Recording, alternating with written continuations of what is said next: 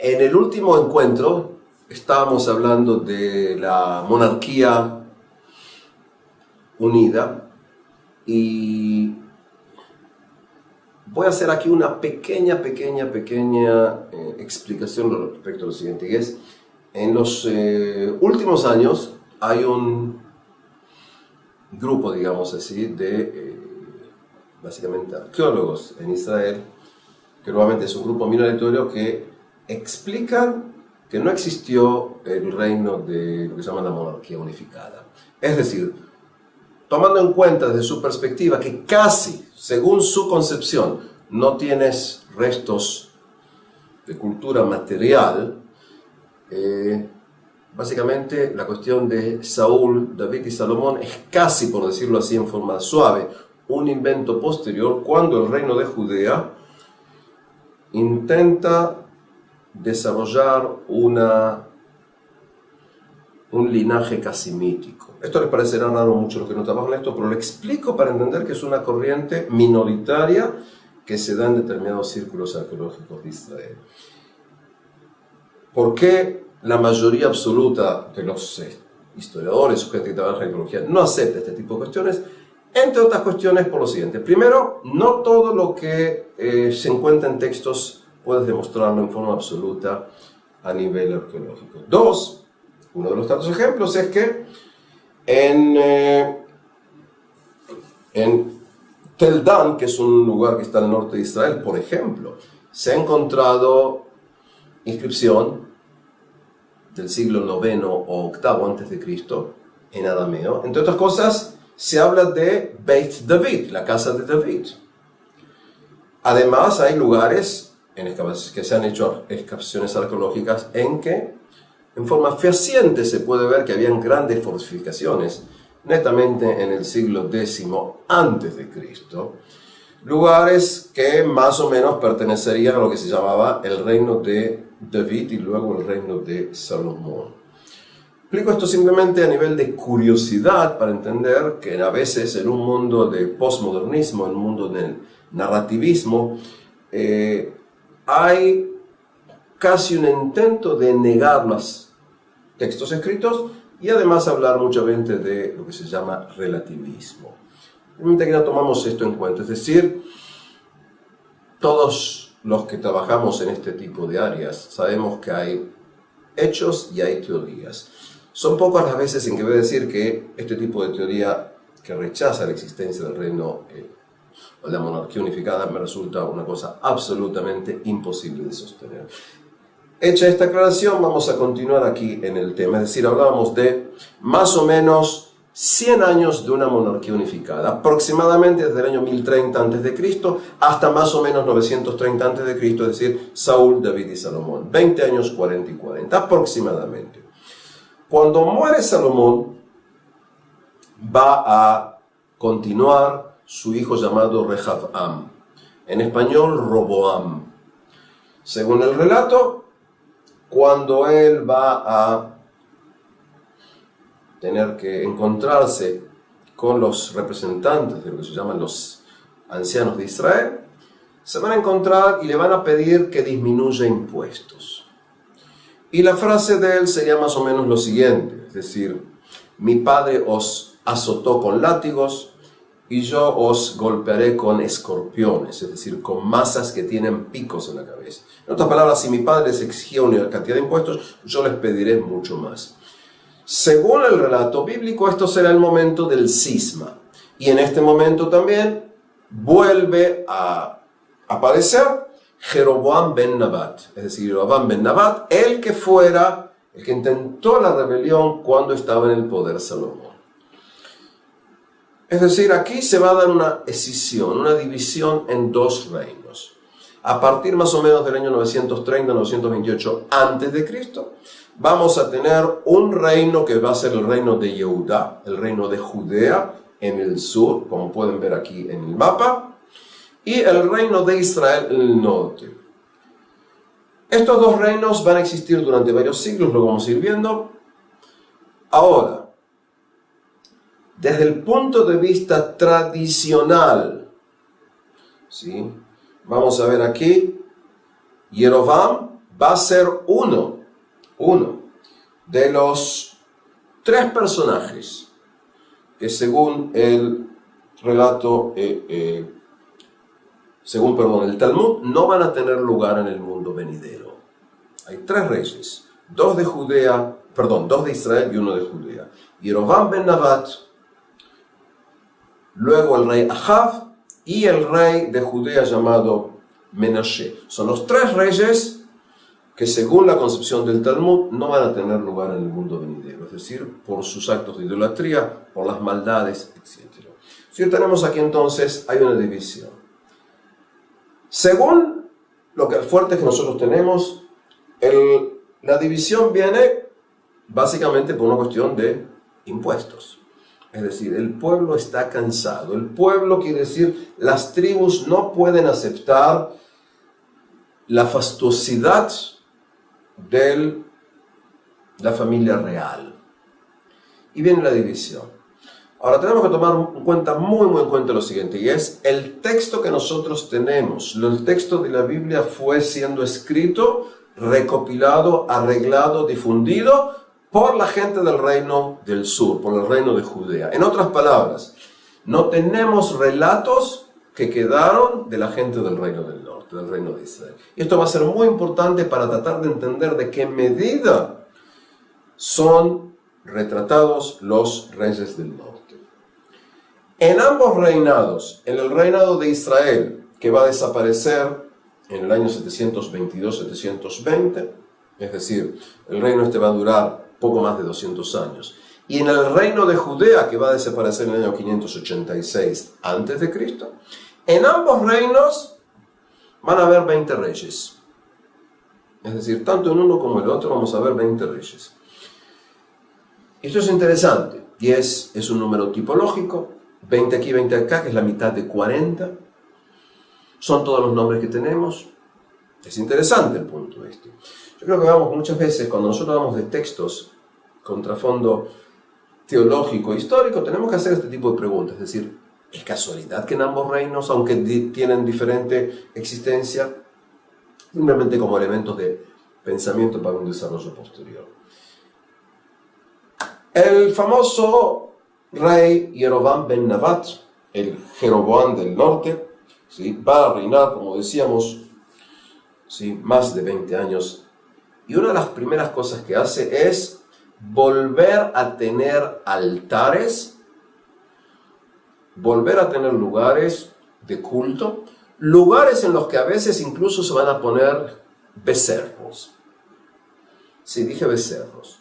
Y la pregunta, acá tenemos varias preguntas. Una, ¿verdaderamente en los altares del norte había becerros? Si la respuesta es no, quiere decir que es un invento de los que escribieron el texto siendo del sur. Pero si sí pusieron un becerro, puede ser, lo adelantamos como una posibilidad teórica, que el becerro es un elemento representativo. Así como tú tienes querubines en el templo de Salomón, tienes un tipo de becerros acá, como un elemento que representa. Lo sabemos. Pero lo que sí sabemos es que hay lugares, hay altares en los lugares altos. Es decir, en lugares como en Betel, en Dan, en diversos lugares van a haber altares altos. Este punto es muy importante por lo siguiente.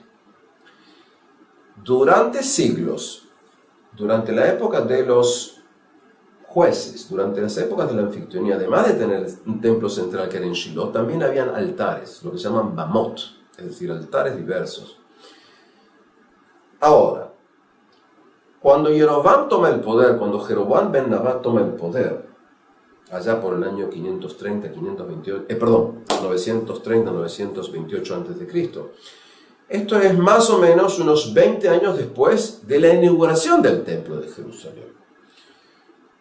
De otra manera, digamos, el templo de Jerusalén es la innovación, la continuidad del culto, son los altares, son el culto en los lugares altos, los sacrificios en los lugares altos.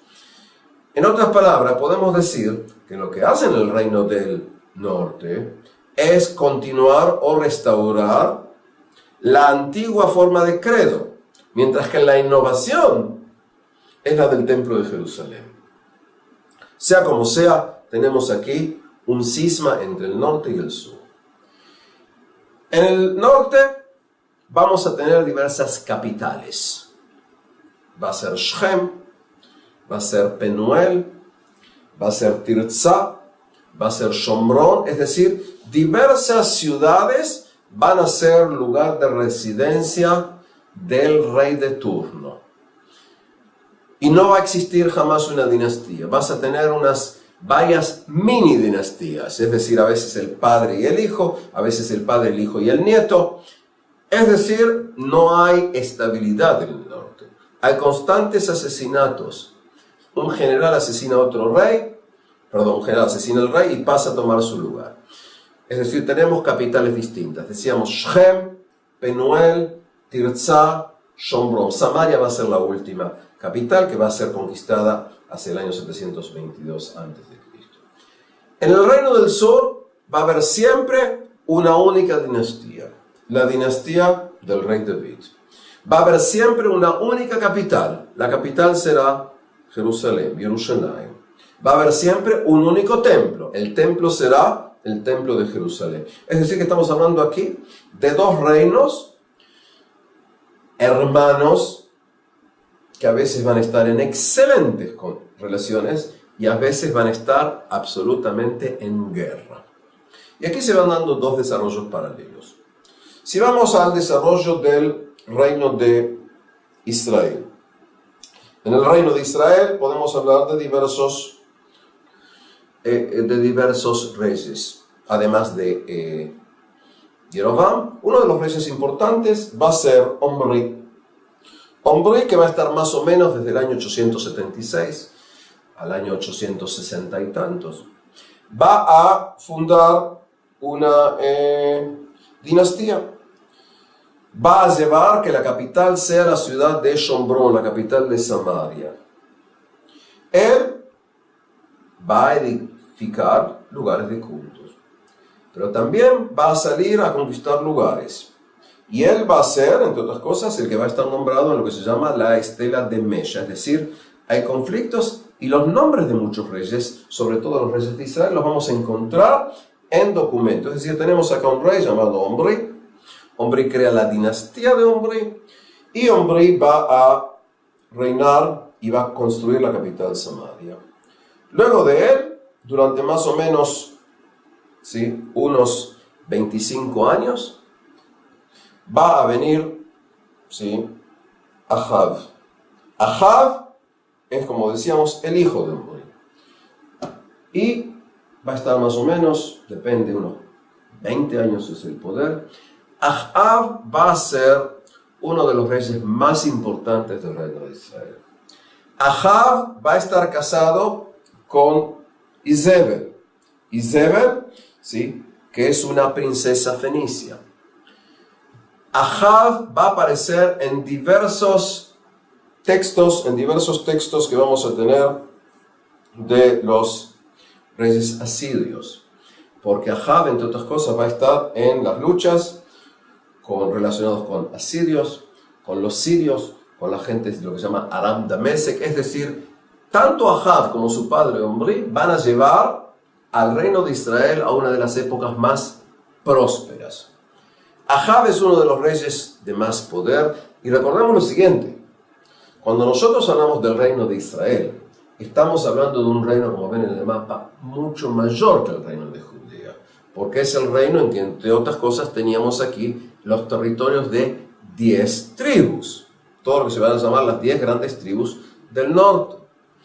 Ahab sale a combates, Ahab tiene luchas, Ahab también va a introducir cada vez, en función de la influencia enorme de su esposa Jezabel, cada vez vas a tener más y más influencia de cultos de la zona de Canaán y de Fenicia, el culto a Baal, a Asherah.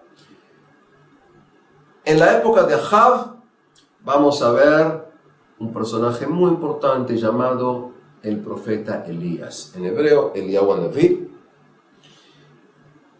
Es decir, tenemos aquí un personaje muy conocido, es Eliyahu Hanaví.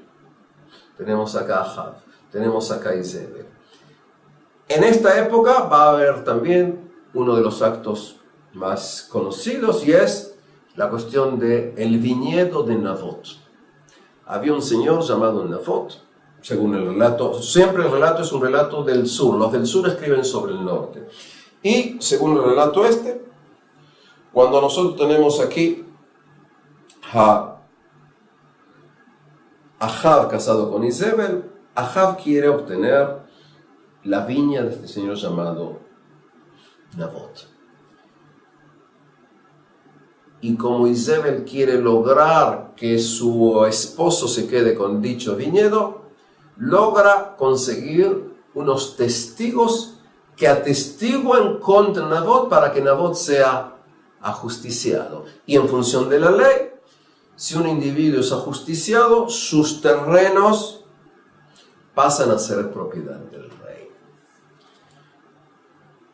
Ahab va a lograr obtener, decíamos, el terreno que le sacaron a Nabot.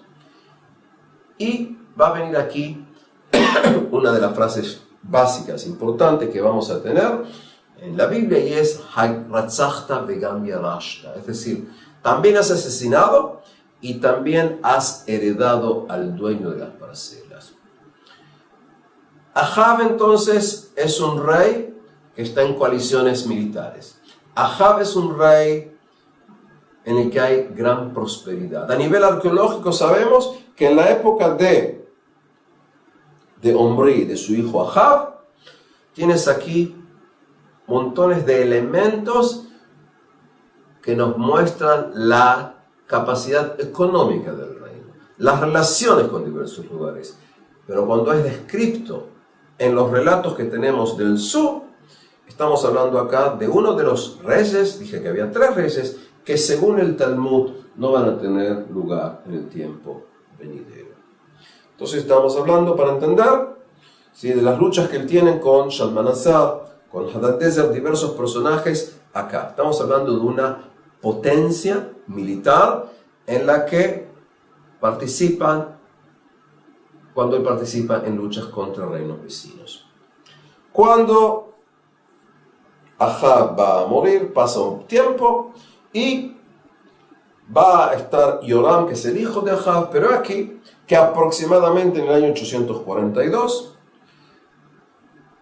va a venir un señor llamado Yehú o Jehú, y Jehú, que es reino de Israel, aconsejado por Eliyahu Naví y por Eliseo, va a lograr tomar el poder, va a lograr matar a Yoram, que es el hijo de Ahab y de Izebel, y va a empezar aquí con una gran reforma religiosa. Es decir, este individuo Yehú va a ser uno de los reyes de la zona del norte que verdaderamente va a intentar un regreso a lo que se llamaría el monoteísmo. Es decir, uno de los puntos que tenemos que ver en las luchas del reino del norte es la lucha constante entre la idolatría y lo que se va a llamar el monoteísmo de su época.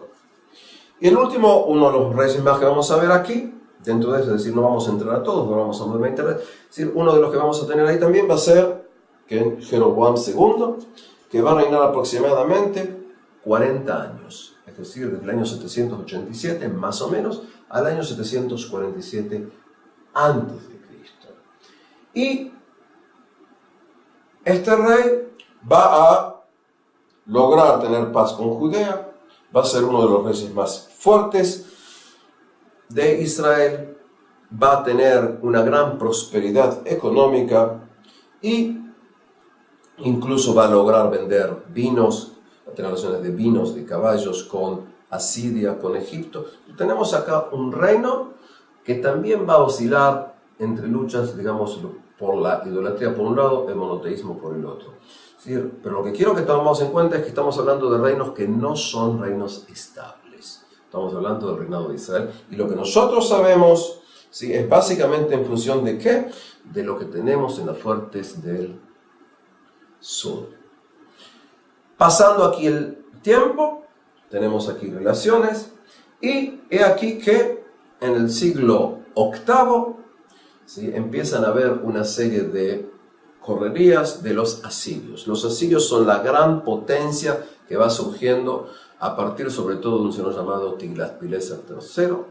Tiglat-Pileser va a venir aquí en la zona, va a empezar a conquistar, y aquí que Shalmaneser V, que también es un rey de los asirios, en el año 722 a.C., va a entrar, va a conquistar gran parte de la zona del reino de Israel y se va a llevar al último rey, ¿sí?, al rey Hoshea, se lo va a ir llevando junto con parte de la población. Las rebeliones continúan y hasta donde sabemos, el continuador de Ashurbanipal V, que va a ser Sargón, él va a venir nuevamente en el año 720, va a ocupar la zona del reino de Israel, va a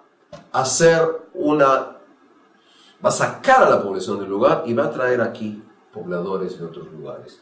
Es decir, lo que van a hacer primeramente Tiglat-Pileser, Shalmaneser y luego, ¿sí?, Sargón, van a hacer desaparecer a lo que se llaman a las 10 tribus de Israel.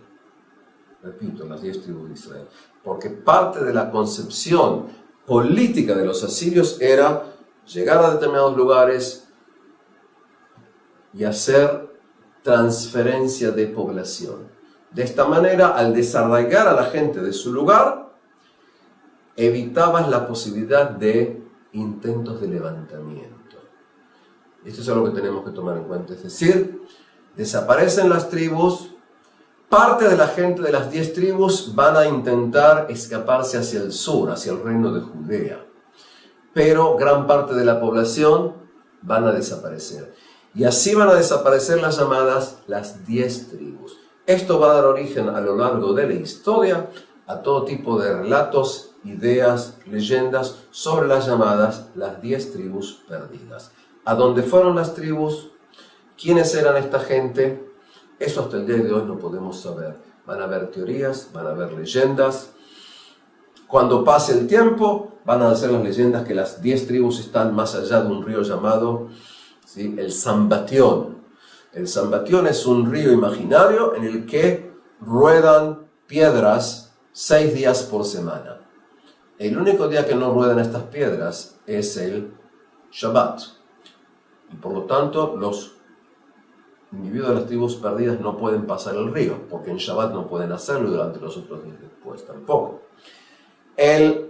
Las leyendas de los 10 tribus perdidas van a estar relacionadas, por ejemplo, cuando en el siglo XVI aparezca en Roma y luego en Portugal un señor llamado David de Reuveni, que dice que está relacionado con la tribu de Efraín. Y junto con él va a haber un movimiento mesiánico judío en el que va a ser David de Reuveni y un señor llamado Shlomo Molcho. En el siglo XVII, en zonas de América Latina, van a ver quienes consideran que parte de los habitantes naturales, ¿sí?, indígenas de América Latina son descendientes de las 10 tribus. En otras palabras, vamos a ver cómo la leyenda de las 10 tribus perdidas continúa existiendo en diversos marcos hasta exactamente el día de hoy. Es decir, teníamos el reino de Israel, diversas dinastías, lucha constante entre idolatría y monoteísmo, personajes que vamos a conocerlos con los nombres de los profetas que cada tanto aparecen en escena, y definitivamente, luego de tener 4 capitales y varias dinastías, el reino del norte va a desaparecer entre los años 722 y 720. Y de aquí vamos a entrar un poco al reino de Judea. Lo vemos aquí en el mapa, el reino que va a continuar su historia. Con la división nuevamente en el año 930-928 a.C., luego de la muerte del rey Salomón, vamos a tener una línea constante de reyes. El rey que va a continuar después de Salomón y luego del cisma va a ser Rehoboam ben Naama, es decir, Roboam, hijo de Salomón y Naama.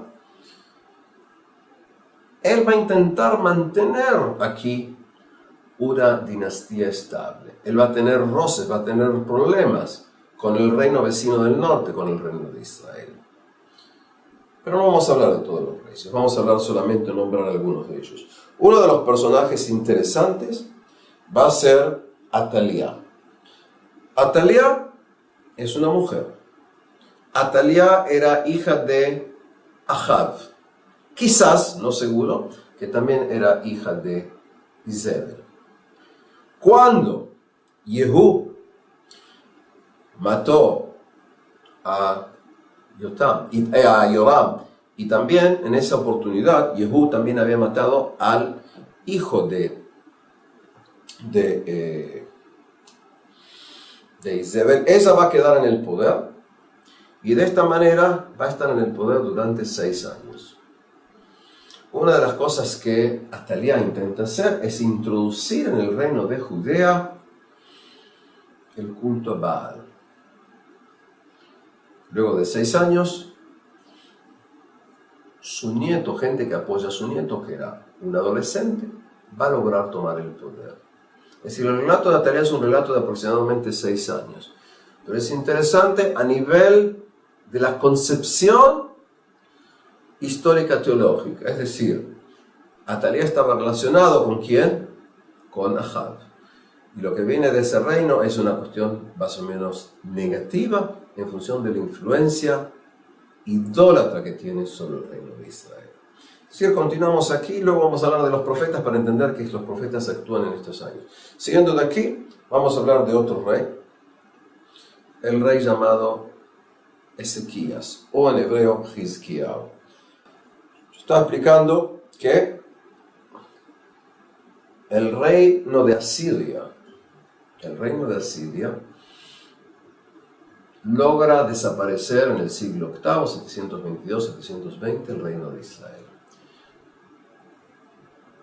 Y entonces vamos a ver que diversos reyes del reino de Judea van a intentar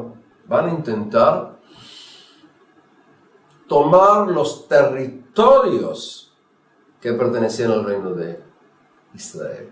Es decir, van a considerar que son ellos, por decir así, los herederos verdaderos, los herederos legales de ese reino del norte.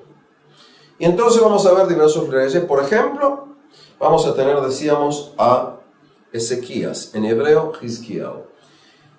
Él lo que va a hacer, va a aprovechar conflictos que hay en Asiria para intentar liberarse, para intentar obtener terrenos. Y se va a ir preparando. ¿Qué es lo que va a ir haciendo, entre otras cosas? ¿Sí? Va a intentar preparar a Jerusalén para la posibilidad de rebelión. Y por eso Hizkiyahu va a empezar a reforzar cada vez más a Jerusalén, y en su época se va a ir construyendo lo que se llama en hebreo Nikvat Shiloah, es decir, el túnel de Siloé que llega hasta el manantial del Gijón. Preparar al Estado llamado Judea a una rebelión contra los asirios. Esto va a llevar a que Sanjerib, ¿sí? Es decir, el que es en ese momento el líder de Asiria, va a empezar a hacer una campaña contra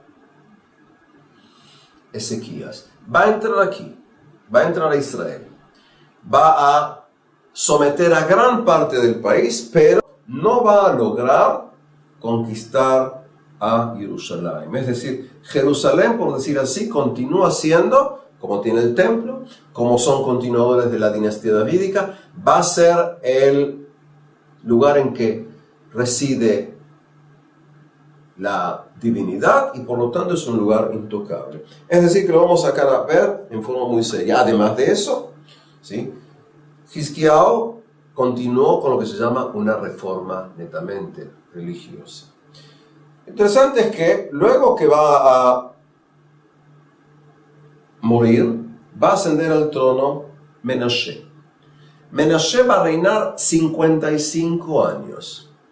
Menashe, fíjense, es el hijo de Hizkiyahu. Va a reinar más o menos entre el año 697 al año 642 a.C., es decir, 55 años. Pero lo que va a hacer Menashe va a intentar imponer una total idolatría. Menashe va a intentar traer el culto a Moloch, el culto en que incluso un culto que va a llevar, entre otras cosas, al sacrificio, ¿sí?, de niños. Eso es lo que va a intentar, es decir, netamente sacrificio de niños, y eso por supuesto va a llevar a un choque total. Menashe va a ser uno de los 3 reyes, decíamos que 2 son de Israel y 1 es de Judea, que según el Talmud no tienen lugar en el mundo venidero. Si recuerdan, ¿sí?, este es justamente el hijo de Hizkiyahu. Luego que va a morir van a pasar unos años y va a subir al poder Yoshiyahu. Yoshiyahu, que llamado en español Josías, va a ser uno de los reyes más importantes hacia los fines de los años de la época de lo que se llama el reino de Judea. Más o menos estará desde el año 640 al 608 a.C., por supuesto. Y él va a llevar, entre otras cosas, a una gran reforma religiosa. Cuenta el relato que en su época se descubrió un texto del pacto. Y la mayor parte de la gente que trabaja en el área, tanto en función de la concepción tradicional como una concepción de investigación, considera que lo que se trajo, se descubrió, se escribió es lo que se va a llamar a través del griego el Deuteronomio, la segunda ley. Lo que se llama en hebreo el Sefer Dvarim, el libro de Dvarim. El libro que se va a determinar el pacto bien serio, bien definitivo entre el pueblo de Judea, el pueblo judío y Dios. La reforma de Yoshiyahu va a ser una de las reformas más importantes. Él verdaderamente terminará con los altares, sobre todo con los altares que empezó en su momento, ¿sí?, su nieto. Su nieto, el que empezó su abuelo, ¿sí?, es decir, Menashe. Estamos hablando de una época en que vamos a ver que cada vez sube más y más y más también el poder paulatino ¿de quién? De Babilonia. Vamos a ver aquí la época en que van a empezar a actuar uno de los profetas más conocidos del que vamos a hablar, llamado Irmiyahu, llamado Jeremías, que en ese momento es un individuo joven, pero que va a tener una larga trayectoria entre los profetas. Es decir, Yoshiyahu o Josías, decíamos, va a intentar verdaderamente la restitución final del culto monoteísta. Es más, hay investigadores que consideran que el monoteísmo verdaderamente nace a nivel institucional en la época de Yoshiyahu, en la época de Josías. Si sí o no, no lo podemos siempre determinar, pero de aquí vamos a ver que estamos ya casi al final de los años de lo que se va a llamar el reinado de Judea. Cuando va a morir Yoshiyahu, va a venir su hijo, llamado Jehoiakim, ¿sí?, es decir, Joaquim, con M, ¿sí?, va a estar unos años, van a entrar en conflicto constantemente con Babilonia. Acá tenemos que ver que o sea, afuera de esto, casi hablándole en los oídos, diríamos, está Jeremías. Y Jeremías todo el tiempo va a decir: no luchéis contra los babilonios, no busquéis aliaros con los egipcios, eso llevará a vuestro final. Joiakim muere y luego va a venir su hijo llamado Jehoiakim. Y Joiakim va a estar, sí, unos meses nomás, hasta el año 597. En el año 597, Jehoiakim va a ser deportado en lo que se va a llamar la primera deportación. Nabucodonosor va a ser el rey que lo va a deportar. Nabucodonosor lo va a sacar, lo va a llevar, ¿a dónde? A Babilonia. Recordemos este punto porque es muy importante. Jehoiakim, ¿sí?, el hijo de Jehoiakim, en otras palabras, ¿sí?, el nieto de quien era, ¿sí?, Yoshiao, va a ser, por decir así, el que va a llegar y va a tener el poder. No, perdón, el poder. Va a estar en Babilonia y de ahí luego vamos a hablar varios encuentros más cuando hablamos de lo que se llama el exilarca en Babilonia, lo que se va a llamar en hebreo Rosh Hashanah. Ahora, Jehoiakim está, digamos, unos meses y Nabucodonosor va a poner a un tío llamado Tzidkiyahu, llamado Sedecías. Sedecías va a ser el último rey de Judea. Tzidkiyahu en hebreo, Sedecías en español. Va a estar más o menos 10 años y medio, 11 años en el poder. Tzidkiyahu va a estar, digamos, más o menos desde 597 hasta el año 587-586 antes de Cristo, cuando venga la destrucción del primer templo. Tzidkiyahu va a intentar rebelarse contra Nabucodonosor buscando la ayuda, buscando el apoyo de Egipto. Y verdaderamente cuando intente rebelarse, en el año 586 a.C., van a venir las tropas de Nabucodonosor, van a poner sitio en la ciudad de Jerusalén, van a destruir el templo, y cuando Tzidkiyahu o Sedecías intente escaparse, va a ser tomado, va a ser llevado a Babilonia. Y lo que se le va a hacer también a Tzidkiyahu o Sedecías será que delante de sus ojos serán matados todos sus hijos. La orden del gobierno babilónico va a ser sacarle los ojos, perdón por lo que estoy explicando, y ese será el fin de esta dinastía, o sea, de Tzidkiyahu y de sus hijos. El que va a quedar es Jehoiakim, Joaquín con N, digamos así. Jehoiakim va a estar nombrado incluso en cuatro oportunidades en crónicas babilonias como uno de los tantos reyes que comen en la mesa del rey babilónico. Es decir, que estamos hablando acá de lo que se llama la destrucción del primer templo, el comienzo de lo que se va a llamar el exilio de Babilonia, en hebreo Galut Babel, el primer exilio, la primera vez en que el pueblo de Israel, el pueblo judío, luego de tener una continuidad de varios cientos de años, parte de ellos va a ser llevado al exilio. Es decir, esto para resumir, nuevamente decíamos, cisma, dos reinos, reino de Israel, reino de Judea, en el norte varias dinastías breves, varias capitales, en el sur una sola capital, una sola dinastía, un solo templo, diferencias que vamos a ir viendo. Ahora, con la destrucción del templo, se va a dar fin, por decir así, a un periodo muy importante, y es lo que se va a llamar muchas veces en historia judía la época del primer templo, lo que se llama en hebreo Tkufat Beit HaRishon, Beit HaMikdash HaRishon. Es decir, desde Salomón hasta la destrucción por Nabucodonosor. ¿Qué va a ocurrir con ese exilio? ¿Cuánta gente se fue? ¿Cuántos años van a estar? ¿Quiénes se fueron y quieren quedar?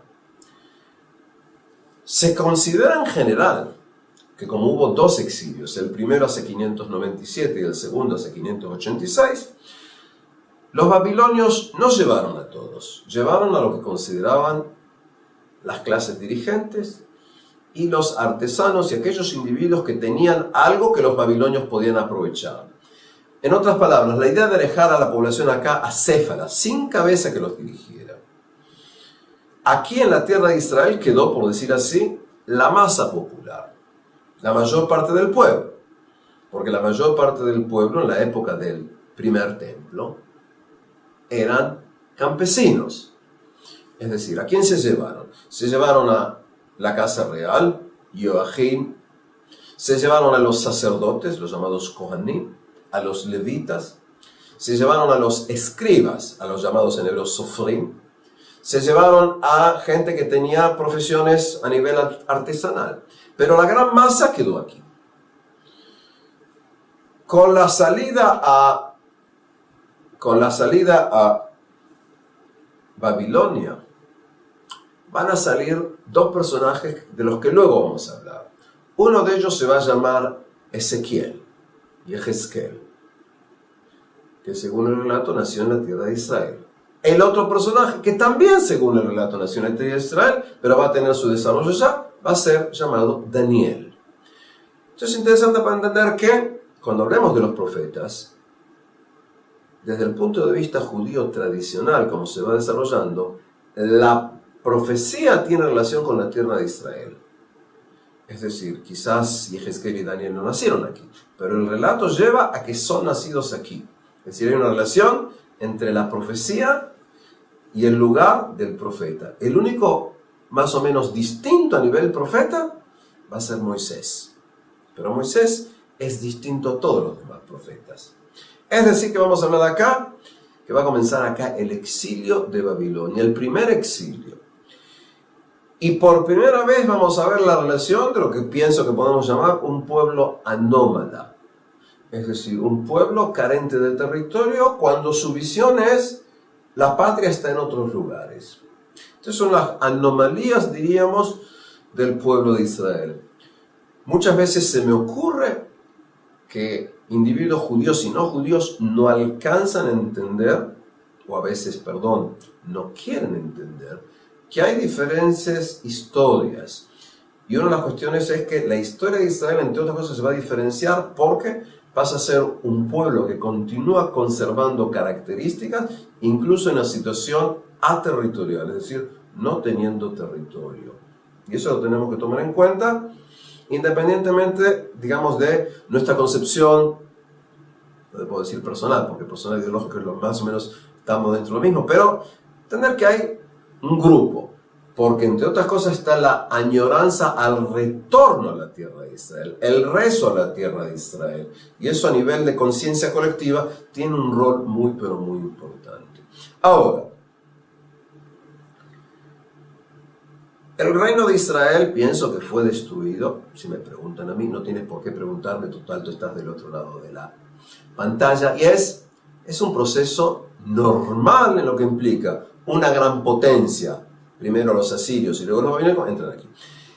Pero a nivel de concepción judía religiosa tradicional, la explicación es: el pueblo de Israel fue llevado al exilio y la destrucción tuvo lugar por el pecado de idolatría. Es decir, algo que vamos a explicarlo más adelante en el curso es, desde el punto de concepción judía tradicional, como Dios está presente en la historia, como Dios a veces se manifiesta en la historia y otra vez no se manifiesta, pero deja una determinada presencia oculta, y lo que ocurre es voluntad divina. Y el castigo se va a tomar en cuenta, entre otras cosas, cuando hablemos de la cuestión de idolatría, tomando en cuenta el famosísimo capítulo 28 del libro de Dvarim, del libro de Deuteronomio. Y yo les diría a todos los que están aquí, en el tiempo libre que no tengan, que pueden abrirlo en hebreo, en español, en el idioma que quieran. Porque el famoso capítulo 28 en el libro de Deuteronomio, lo que se llama Kafjet Dvarim, es el que abreviadamente dirían: y si cuidaráis mi ley, así haré, y si no cuidaréis mi ley, así os castigaré. El capítulo ese, que tiene, podríamos decir, históricamente una relación con la concepción deuteronomista de la época de Yoshiao, de Josías, va a ser también el capítulo que en conceptos ortodoxos y ultraortodoxos judíos del siglo XX van a explicar, quizás, por qué tuvo lugar la Shoah. Es decir, entender que tenemos aquí, es decir, la presencia divina como se va viendo en el texto. En otras palabras, Dios utilizó pueblos para castigar a su pueblo. el castigo vino por la idolatría. Estoy hablando ahora para entender que tú tienes acá un proceso histórico y un intento de explicar por qué, no en términos humanos, sino una concepción teológica divina. Este es un punto para tomar en cuenta. Antes de continuar, si estuviéramos en una clase, diría ahora a ustedes si tienen preguntas, porque este es uno de los temas que lleva a muchísimas preguntas a nivel histórico-teológico. Pero como no, vamos a continuar. Aquí es decir, tratando de cerrar, cisma, 2 reinos, las 10 tribus perdidas, el exilio de Babilonia. Ahora, para cerrar esto, entender, los judíos van a ir a Babilonia y van a vivir en Babilonia. Lo interesante también es que, según el relato bíblico, los judíos que llegan a Babilonia van a habitar en diversos lugares con nombres muy simbólicos. Un nombre va a ser Tel Aviv. Pero no Tel Aviv como es la ciudad de Tel Aviv, sino de la palabra a través de los idiomas antiguos, que sería tipo Abubi o Abubu, que quiere decir el lugar de la inundación o el diluvio. Otro lugar se va a llamar Tel Melach, es decir, el lugar en que está toda la sal. Y otro lugar se va a llamar Tel Harza, por los Harasim, por los residuos de la cerámica. Es decir, el relato bíblico dice, y los que fueron exiliados llegaron a lugares malos. Y entonces la pregunta es cómo van a poder vivir, cómo van a poder reconstruir sus vidas. Acá se va a dar un proceso interesante y es, por primera vez en la historia del pueblo judío, podemos decir que hay un intento de aislacionismo. Es decir, los judíos que están en el exilio, si van a querer seguir siendo judíos, van a tener que practicar verdaderamente casamientos endogámicos. Van a tener que reunirse entre ellos en grupos relativamente cerrados. Van a tener su visión puesta a la tierra de Israel con una esperanza de retorno. Y aquí es muy importante, entiendo yo, por ejemplo, lo que tú tienes en el libro Tehilim, en Salmos, capítulo 137, en Ibrit Tehilim Kuf Lamed Zayin. Y es donde dice, sí, Al Neharot Babel Sham Yeshavnu Gam Bachinu. Y continúa diciendo, Im eshkachech Yerushalayim tishkach yemini, etc. Es decir, más o menos dice lo siguiente, y es, en los ríos de Babilonia, y estábamos sentados y llorábamos. Y continúa diciendo, que es lo que dice el judío cuando se casa, ¿sí? Entre otras cosas, y es, oh Jerusalén, si de ti me olvidare, ¿sí? Que se seque mi diestra, si la lengua se pega al paladar, es decir, pobre de mí si no elevare Jerusalén sobre todas mis alegrías, etcétera, etcétera. Es decir, acá vemos, en lo que se llama Salmo 137, un punto muy central. Es decir, el judío no está en la diáspora. El judío está en el exilio. Llevado al hebreo, los judíos no viven en los tfutzot, en la diáspora. El judío vive en la Golá. Y esto es muy importante cuando lo llevamos también a conceptos de los siglos XIX, XX y XXI. Diáspora, estamos dispersos. Exilio implica, no importa en dónde estoy, la patria está en otro lugar. Es decir, tomar en cuenta, es decir, el individuo que piensa que está en el exilio es porque su lugar tendría que estar en otro lugar. Y ahí la diferencia en hebreo cuando usamos el término, por eso cuando la gente dice Galut es diáspora, no, Galut es exilio. Tfutzot, como el museo que tienes en Tel Aviv, Beit Tfutzot, casa de las diásporas, no es Beit Gulá. Es decir, estamos acá a entender que los conceptos son distintos. El judío sale y va ahora a tratar de armar su vida en el primer exilio, el exilio de Babilonia. Los judíos están en Babilonia y se tienen que organizar para continuar viviendo en Babilonia. Es decir, que como los judíos se tienen que organizar en Babilonia, es importante la idea que vemos reflejada de diversos líderes, que los vamos a llamar luego profetas, y es hacer vuestras vidas, levantad casas, tened hijos. En otras palabras, la vida continúa. Y aquí vamos a ver varios personajes interesantes, sobre todo los que vamos a hablar en el próximo encuentro. Ahora lo digo simplemente para que hagamos. Un personaje interesante va a ser Ezequiel. el otro va a ser Daniel. Dos personajes que básicamente estarán ubicados en la realidad de los judíos en Babilonia. ¿Por qué? Porque van a dar un mensaje de que hay que retornar, hay que tener un consuelo, hay que tener una visión mejor hacia el mundo futuro. De ello vamos a hablar, como decíamos, en la próxima clase. Pero recordemos lo siguiente. 586, gran parte de los judíos son llevados a Babilonia.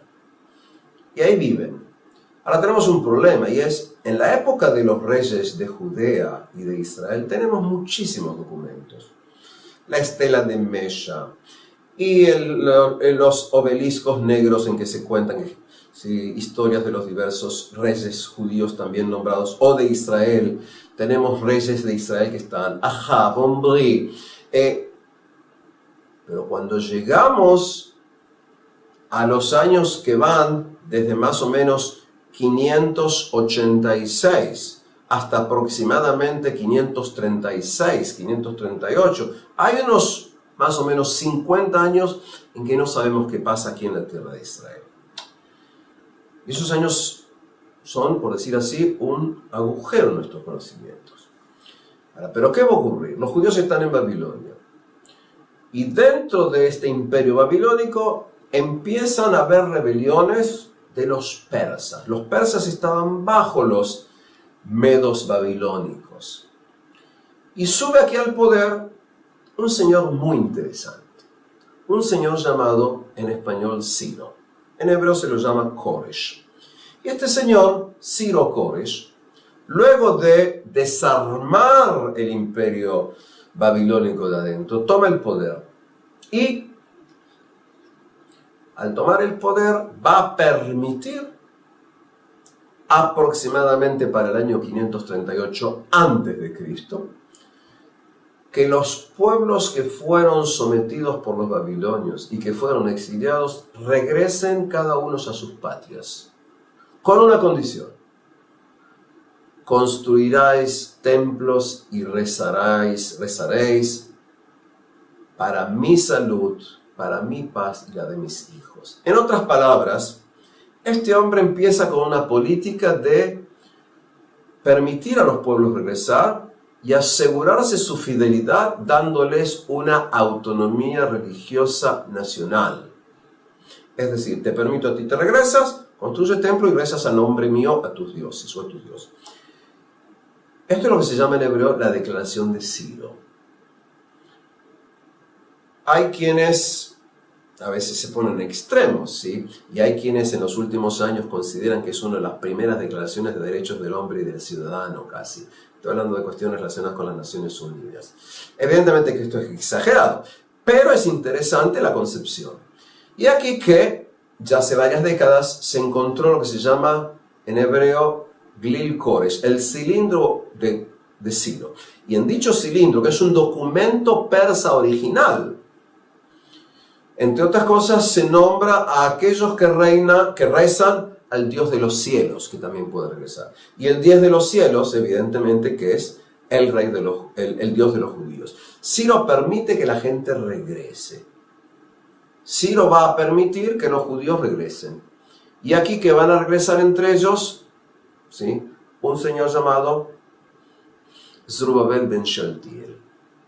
Y otro que quizás, ¿sí?, Sheshbazzar, que quizás es el hijo de Jehoiakim. Dije quizás porque tenemos problemas con respecto a eso. De todos modos, Ciro, allá por el año 538, 536 a.C., permite que haya judíos que retornen a Sion. Y exactamente, el retorno a Sion es lo que se llama en hebreo Shivat Zion. Cuando parte de los judíos exiliados van a comenzar el regreso a Sion, a la antigua patria. Sobre eso vamos a hablar en la próxima clase, pero tomemos en cuenta lo siguiente. A nivel de investigación, y aunque lo que voy a decir ahora es difícil de demostrar, se considera que solamente el 10% más o menos de los exiliados retornaron a la tierra de Israel. En otras palabras, más o menos el 90% se quedó. Pero claro, ¿qué ocurre? Es decir, la mayoría absoluta de los que regresaron ya nacieron en Babilonia. Es decir, tampoco nos tiene que asombrar entonces que más o menos el 90% no vino, porque no eran gente que se fueron y volvieron. Eran gente que básicamente nacieron en Babilonia. Y acá estamos a una pregunta antigua y moderna, y es, ¿qué lugar ocupa verdaderamente Zion en la mente del judío antiguo y contemporáneo? Y con esto los dejamos para seguir continuando.